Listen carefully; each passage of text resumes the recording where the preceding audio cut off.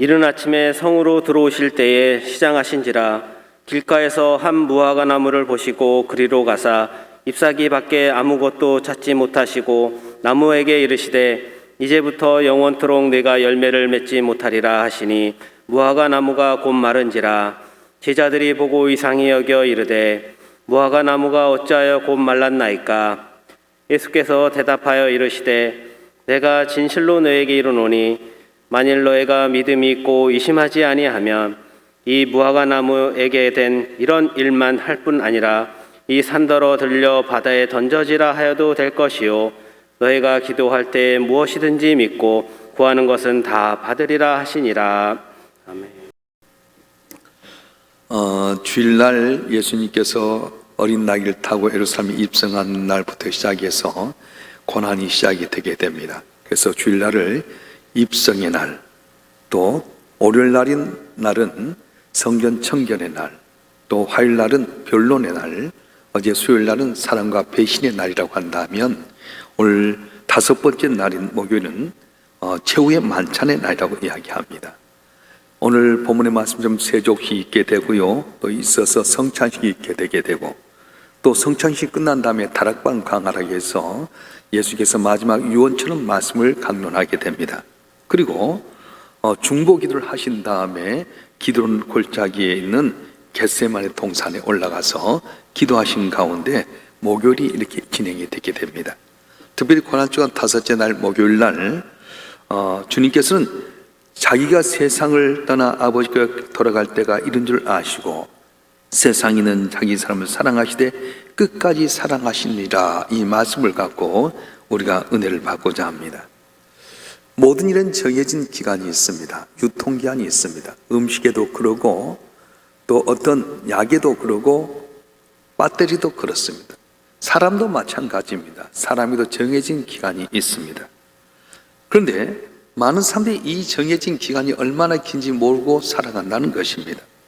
만약에 여러분이 살아가는 그 시간이 구체로 알게 된다면 그 정해진 시간 동안에 여러분 과연 뭘 하시겠습니까? 오늘 본문에 보니까 예수님께서는 당신의 삶이 이제 얼마 남지 않았음을 보면서 사셨던 모습을 보게 되는데, 사도 요한은 바로 자기의 삶이 얼마 남지 않은 예수님의 삶을 이야기할 때 자기 사람을 사랑하시되 끝까지 사랑하시느니라, 이렇게 말씀하셨습니다. 우리 또한 시한부 인생을 살고 있습니다. 언젠가는 죽습니다. 그리고 그 날이 많이 남아있지 않습니다. 대부분의 사람들은 내가 생각했던 것보다 더 빨리 죽음이 찾아옵니다. 그래서 우리는 내가 시한부 인생을 잊지 말아야 됩니다. 아니, 철저하게 내가 시한부 인생임을 깨닫고 살아야 됩니다. 그래서 오늘 마지막 날의 모습을 아셨던 주님, 마지막 날 알고 계셨던 주님의 모습을 우리가 배우고 또 닮아가도록 노력해야 됩니다. 자, 그러면 주님께서는 마지막 남은 삶의 여정이 바로 하루밖에 남지 않았음을 알고 어떻게 하셨는가? 자기의 삶을 끝까지 사랑하셨습니다. 당신을 사랑한 귀한 백성들을 사랑하시되 변함없이 열정적으로 사랑하셨다는 것. 그 열정을 어떻게 설명해 주냐면 오늘 요한복음 13장 1절 말씀 다 같이 한번 읽어보겠습니다. 요한복음 13장 1절 시작. 유월절 전에 예수께서 자기가 세상을 떠나 아버지가 돌아가실 때가 이른 줄 아시고 세상에 있는 자기 사람을 사랑하시되 끝까지 사랑하시니라. 예수의 사랑의 열정이 무엇입니까? 사도 바울은 빌립보서 2장 6절과 8절에서 이렇게 말합니다.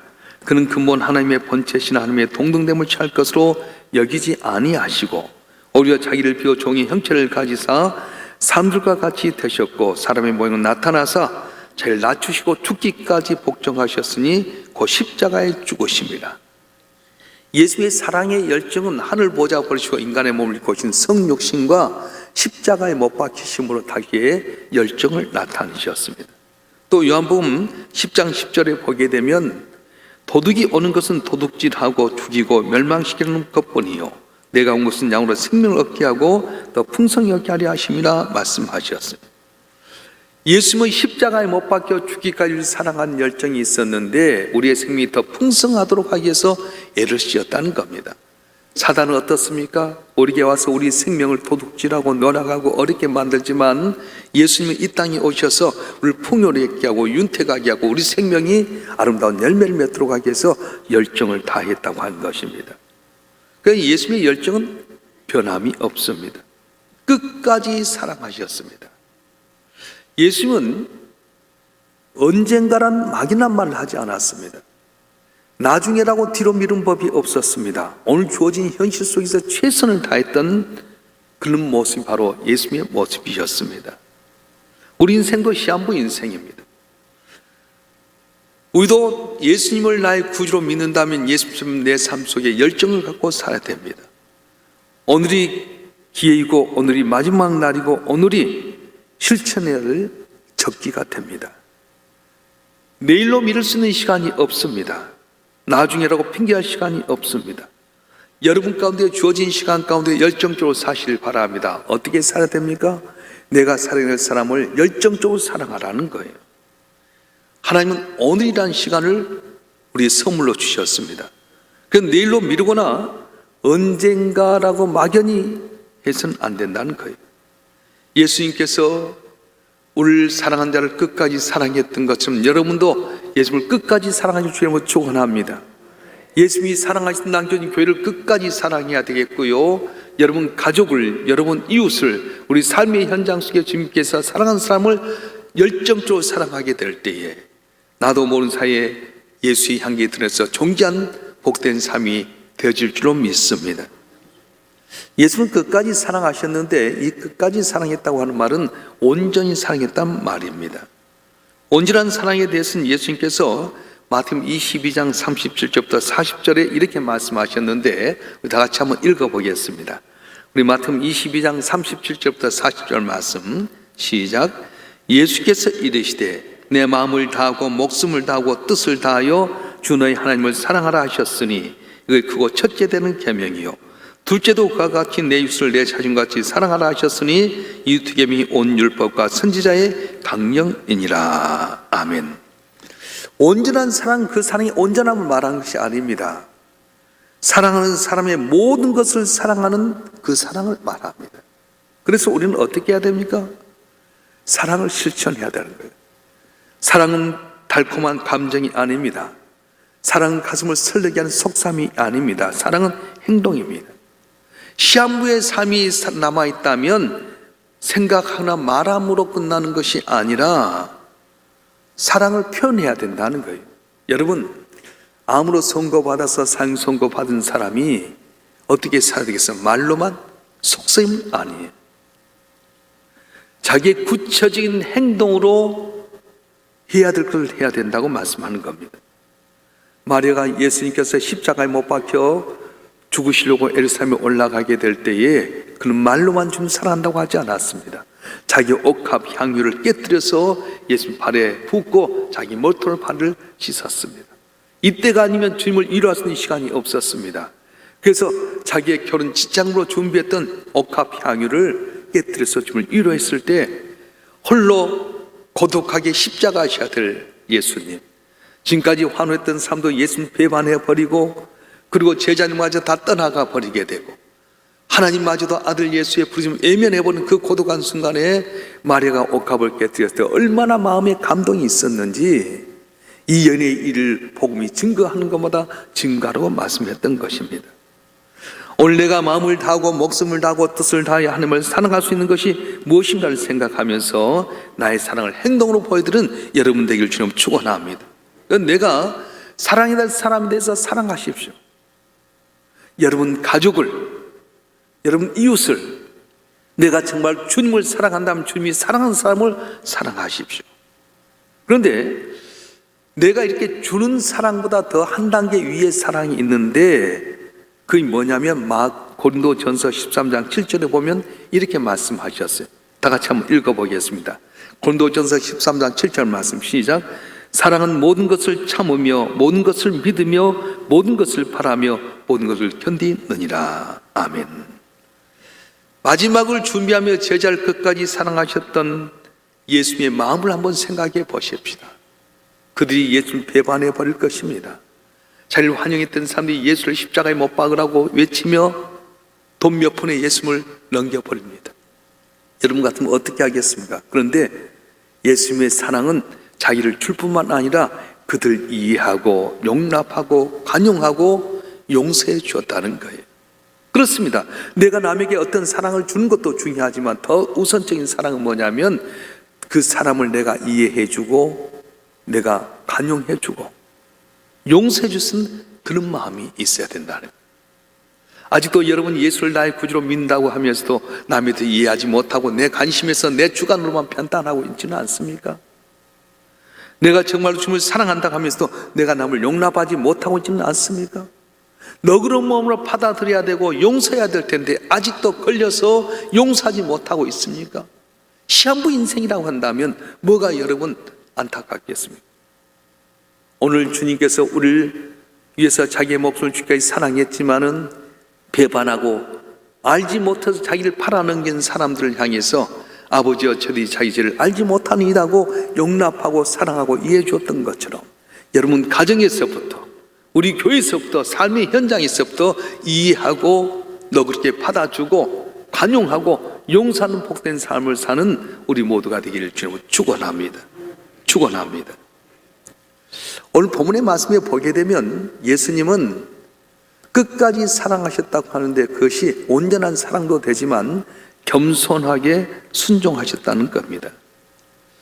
이제 내일 죽는다고 해서 예수님 마음대로 살지 않았습니다. 사람들은 어떻습니까? 내일 죽음이라고 한다면 멋대로 살아버립니다. 자기 마음대로 삽니다. 그런데 예수님 그럴수록 더 철저히 하나님께 순종하고 겸손했습니다. 얼마나 하나님의 뜻에 순종하고 복종했냐면은 빌립보서 2장 8절에 사도 바울은 이렇게 말씀했습니다.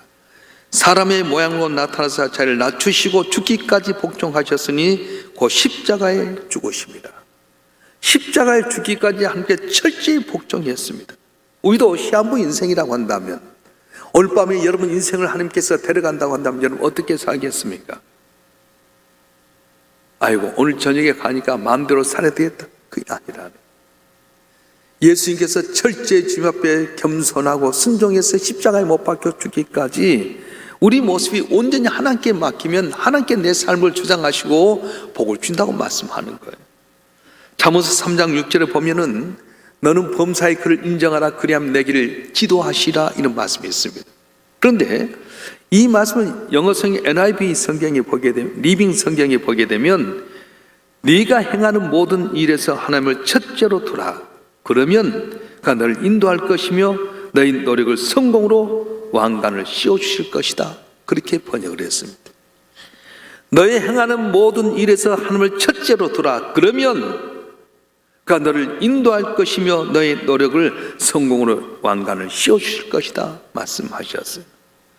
잠언 속에 나타난 성공이란 말은 일반적인 성공이 아닙니다. 히브리 언어의 이야기는 지혜로운 결정을 만드는 그 능력을 말하고 있습니다.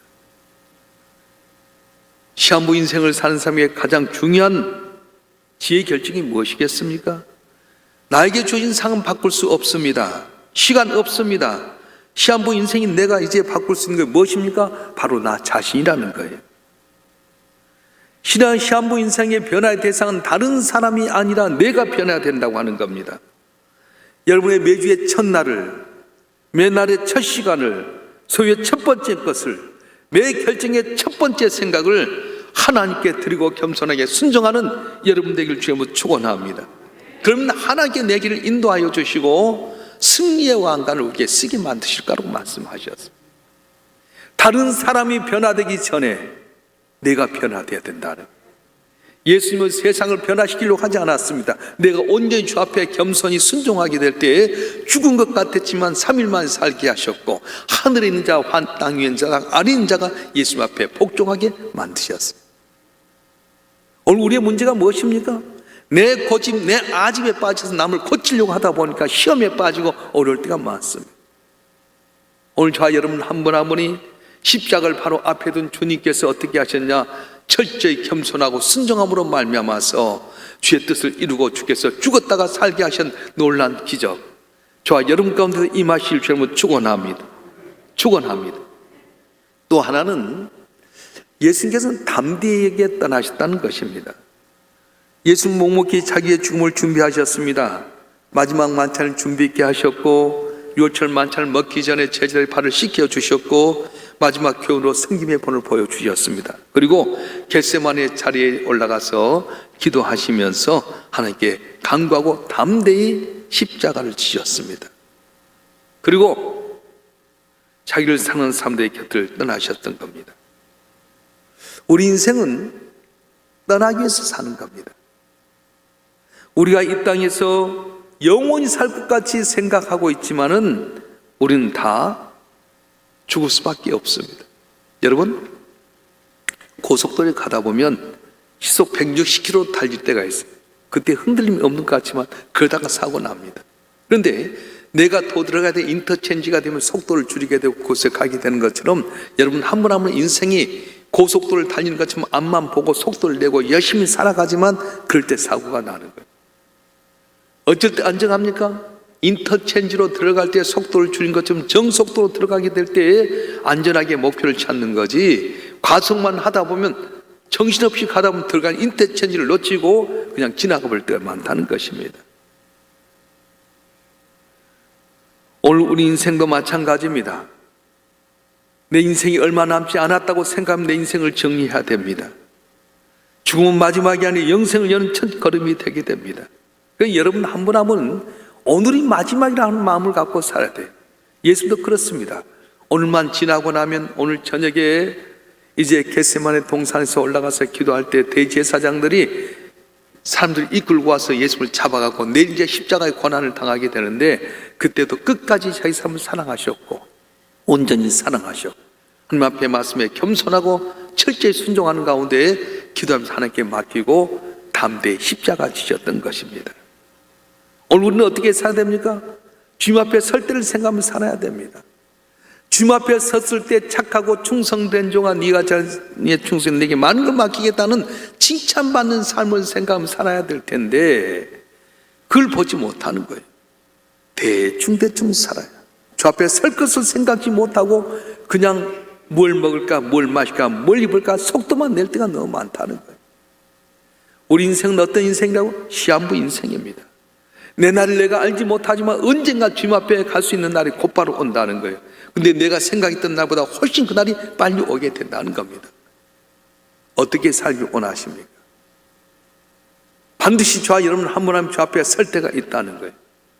저울로 달아보니까 면회면회를 되길 우바르신 부족하다면 얼마나 힘들겠습니까? 악하고 게으른 종아, 내가 내게 맡긴 일을 다 감당치 못하고 숨겨놓았느냐? 나를 악한 자로 봤느냐?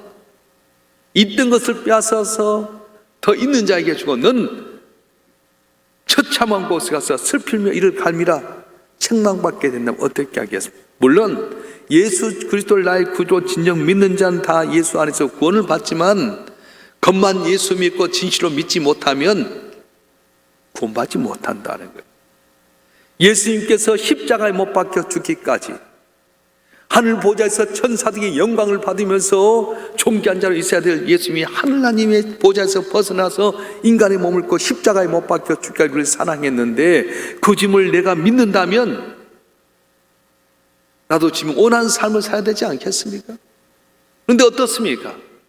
입술로는 주여 주여 하면서 내 삶 가운데 주님을 믿지 못해서 세상에 손가락질 당하게 되고요, 영원히 살 것처럼 가속하면서 내 인생이 하나님 앞에 기쁨이 되지 못한 삶을 얼마나 많이 살고 있습니까? 오늘 예수님께서 제유 만찬을 하기 전에 제자의 발을 씻기면서 겸손의 본을 보셨던 것처럼 또 겸손의 본을 보는 우리 삶이 되길 바랍니다. 없는 자가 천대받는 것은 어쩔 수 없어요. 그런데 존귀한 자가 발을 씻는 것은 귀하지 않습니까? 여러분 한 번 하면 하나님의 아들이고 딸입니다. 여러분이 섬길 때에, 주님 앞에 섬길 때에 하나님은 더 기뻐하시고 감동을 주지 않겠습니까? 오늘 주신 말씀을 묵묵히 생각하면서 시한부 인생인 주님, 내일 죽게 됐을 때 주님 어떻게 하셨냐? 자기의 사람을 끝까지 사랑하셨던 것처럼 온전히 겸손해서 주님 앞에서 기도하는 가운데 아버지 내 온대로 마옵시고 아버지 온대로 앞서서 순종했던 것처럼 저와 여러분 한 번 더 여러분 가정에서부터 우리 교회에서부터 삶의 현장에서부터 주님 사랑하는 사람을 사랑하고 특별히 열정을 다해서 주님을 사랑하고 교회를 사랑하고 남을 이해하고 용납하고 용서함으로 말미암아서 주의 향기를 드릴 뿐만 아니라 주 앞에 섰을 때 찾다 칭찬받는 우리 모든 삶이 되시기를 간절히 바랍니다. 축원합니다. 우리 한번 통성으로 기도하십시다.